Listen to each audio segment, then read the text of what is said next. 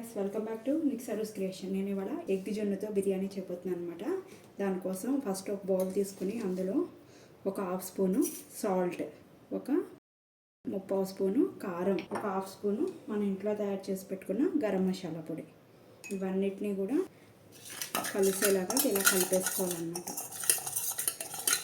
ఇలా కనుక కలుపుకోకపోతే కనుక ఉండకట్టేస్తుంది. ఈ విధంగా కలుపుకోవాలన్నమాట. నేను 6 ఎగ్స్కి అయితే చేస్తున్నాను.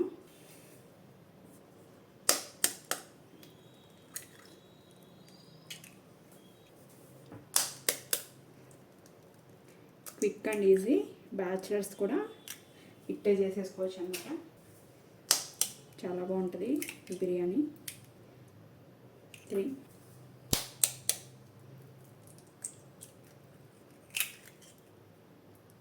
4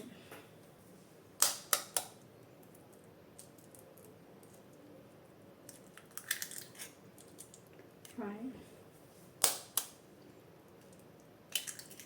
6 ఇట్లా అన్నిటినీ కూడా ఈ విధంగా బీట్ చేసుకోవాలన్నమాట. స్పూన్ కానీ గరిటె కానీ, లేదు బీటర్ ఉన్నా బీటర్తో కూడా చేసుకోవచ్చు. ఇది ఉప్పు, కారం, మసాలా పొడి అన్నీ వేసాం కదా, అంతా కూడా ఈ విధంగా మొత్తం ఈ ఎగ్లో కలిసేలాగా బీట్ చేసుకోవాలి. ఎల్లో అన్నది లేకుండా మొత్తం కలిసిపోవాలన్నమాట.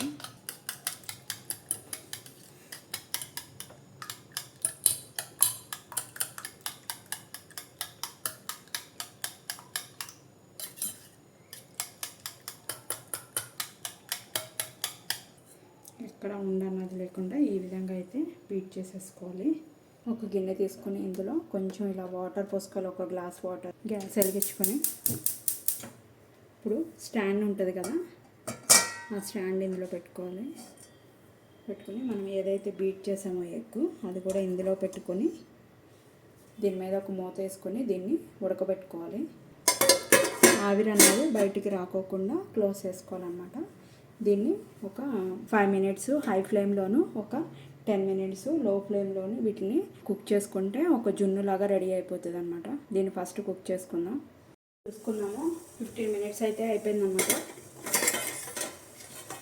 చూడండి, ఈ విధంగా అయితే కనుక బాయిల్ అయిపోయింది. మనం చాక్ పెట్టి చూసుకుంటే ఎక్కడ అంటుకోకపోతే అయిపోయినట్టే. దీన్ని పక్కన పెట్టేసుకుందాం. ఈలోపు మనం బిర్యానీ చేసేసుకుందాం. దానికోసం ఒక గిన్నె అయితే పెట్టేసుకున్నాను. ఇందులో బిర్యానీకి సరిపడా ఆయిల్ అంటే ఒక 7 to 8 స్పూన్స్ ఆయిల్ అయితే యాడ్ చేసుకోవాలి.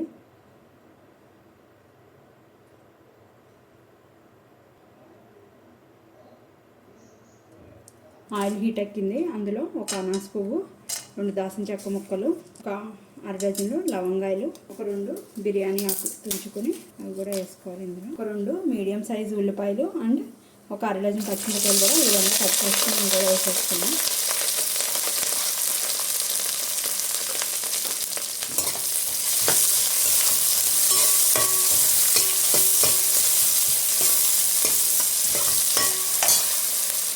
ఇప్పుడు నేను ఒక 3 స్పూన్స్ సాల్ట్ అయితే యాడ్ చేస్తున్నాను. తర్వాత టేస్ట్ చూసుకుని అడ్జస్ట్ చేసుకున్నాను.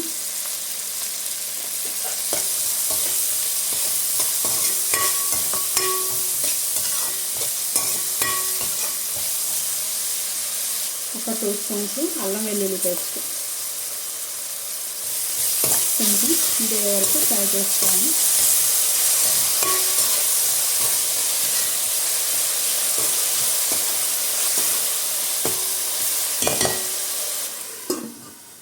పెట్టేసుకొని మగ్గనిద్దాం కొంచెంసేపు. ఈలోపు బాస్మతి బియ్యాన్ని కడిగి నానబెట్టుకుందాం. నేను 6 ఎగ్స్ తీసుకున్నాను కదా, దానికి రైస్ కుక్కర్ కప్పుతో 4 గ్లాసెస్ రైస్ అయితే తీసుకుంటున్నాను. దీన్ని కడిగేసి పక్కన పెట్టుకుందాం. ఇది మగ్గి అసలు కాగే లోపల ఇవి బియ్యం అన్నవి నానుతాయి అన్నమాట. మనము రైస్ కుక్కర్ కప్పుతో 4 గ్లాసెస్ రైస్ తీసుకున్నాను కదా, దానికి 4 గ్లాసెస్కి 8 గ్లాసెస్ వాటర్ అంటే 1:1.5 రేషియోలో ఎసరు పోసుకోవాలన్నమాట. దీన్ని ఇప్పుడు మరగనిద్దాము. ఎసరుని ఎసరు మరిగిపోతుంది. ఇప్పుడు మరిగే ఎసరులో ఒక గుప్పుడు పుదీనా ఆకు, కొంచెం కొత్తిమీర ఇందులో యాడ్ చేసేసుకున్నాం. ఒక 2 స్పూన్స్ ఇంట్లో తయారు చేసి పెట్టుకున్నాం గరం మసాలా పొడి. ఇందులో నేను పేస్ట్ యాడ్ చేయట్లేదు, ఓన్లీ గరం మసాలా పొడి యాడ్ చేస్తున్నాను.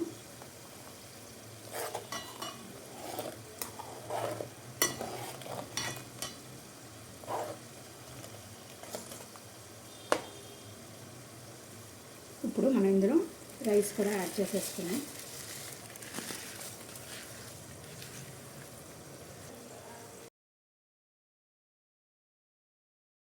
మూత పెట్టేసి రైస్ని ఉడకబెట్టేసుకున్నాం.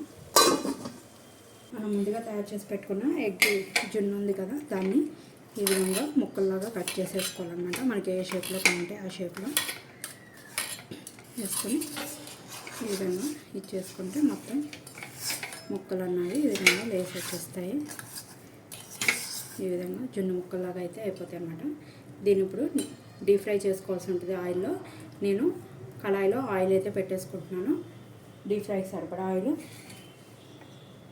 ఆయిల్ అయితే పెట్టేసుకున్నాను. ఆయిల్ హీట్ ఎక్కువైందనమాట. ఇప్పుడు ఒక్కొక్క ముక్కలు ఇందులో వేసుకుని ఫ్రై చేసుకున్నాం.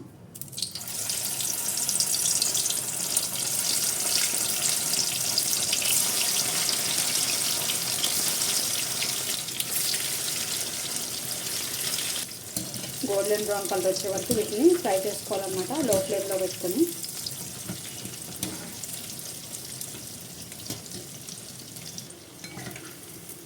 చూడండి ఎలా పొంగాయో జున్ను ముక్కలు. మనం ఎంత బీట్ చేస్తే కూడా అంత పొంగుతాయి అన్నమాట ఇవి. సో వీటిని ఇప్పుడు మనం ఒక బౌల్లోకి అయితే తీసేసుకున్నాం. మిగతా అన్నిటిని కూడా ఈ విధంగా ఫ్రై చేసేసుకోవాలి.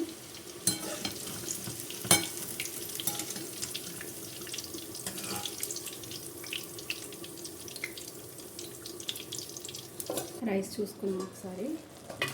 ఎసరు అయితే మొత్తం అయిపోయిందనమాట. ఇప్పుడు లో ఫ్లేమ్లో పెట్టేసుకుంటే మగ్గిపోతుంది. ఎక్కడ ఎసరు ఉన్నా కూడా. నేను గ్యాస్ అయితే లో ఫ్లేమ్లో పెట్టేసుకుంటున్నాను.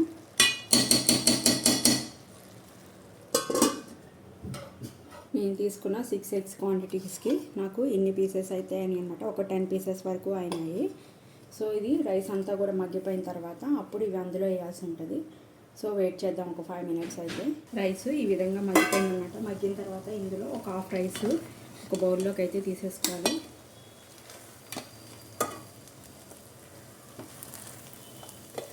ఒక హాఫ్ రైస్ బౌల్లోకి అయితే తీసేసుకున్నాను. తీసుకొని దీన్ని మొత్తం కూడా ఈ విధంగా ఒక లేయర్ లాగా సర్దేసుకోవాలన్నమాట.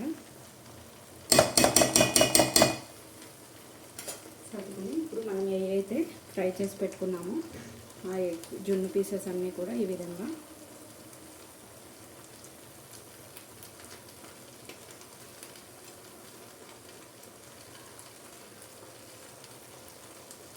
ఈ జున్ను పీసెస్ని ఇలా కూడా మనం సాంబార్లో అట్లా నంచుకుని తినచ్చు. కర్రీ కూడా చేసుకోవచ్చు. నెక్స్ట్ వీడియో చేస్తాను ఇది కర్రీ ఎలా చేసుకోవాలన్నది. ఈ విధంగా వేసుకున్న తర్వాత రైస్ని తీసి పెట్టుకున్నాం కదా, అది దీని మీద వేసేసుకోవాలి.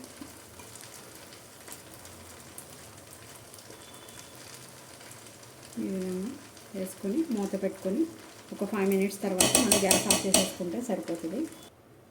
5 మినిట్స్ అయితే అయిపోయింది. చూడండి రైస్ అన్నది కూడా మొత్తం ఎక్కడ చెమ్మన్నది లేకుండా ఎగిరిపోయింది. ఇప్పుడు మనం గ్యాస్ ఆఫ్ చేసేసుకున్నాము. ఒక 5 మినిట్స్ తర్వాత దీన్ని సర్వింగ్ ప్లేట్లోకి అయితే తీసేసుకున్నాం. ఎగ్ జున్ను బిర్యానీ అయితే రెడీ అయిపోయింది. నేను సర్వింగ్ ప్లేట్లోకి అయితే తీసేసుకున్నాను. Onion cucumber raita, summer start అయింది కాబట్టి సో కుకుంబరును ఆనియన్ కలిపి చేసిన రైతాతో సర్వ్ చేస్తున్నాను అనమాట.